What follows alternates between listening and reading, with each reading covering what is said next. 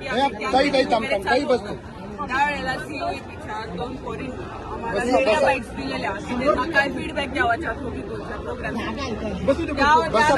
आम्हाला 8:30-9च्या दरम्यान आम्हाला एक कॉल येतो की असं एबीपीचं होतं. त्या मुलींना कॉल करून कोंडून त्यांच्यावर दबाव आणतायत की उद्याच्या कार्यक्रमाला जायचं नाही तर आम्ही हॉस्टेलमधून काढून देतो. हे सगळं होते. एवढे आरोप असताना आम्ही आतमध्ये गेलो. आम्हाला 15-20 मिनिटं आत जाऊ दिलं नाही वॉर्डनने. आधी चेक केलं सगळं. सीसीटीव्ही बंद होते. सीसीटीव्ही चेक करू दिलं नाही आम्हाला. त्यानंतर जेव्हा मी वर गेले तर ती पोरगी एवढी घाबरली होती ना ती बिचारी. आतमध्ये ती मुलगी होती. तिचे फ्रेंड्स बसलेले तिथं आजूबाजूला. तिला बोलायला येत नव्हतं. तिच्या भावाचा का मित्राचा तो बोलत होता माझ्यासोबत. मला रेकॉर्ड करू दिलं नाही. त्यांनी मला बोलू दिलं नाही त्या मुलगीसोबत.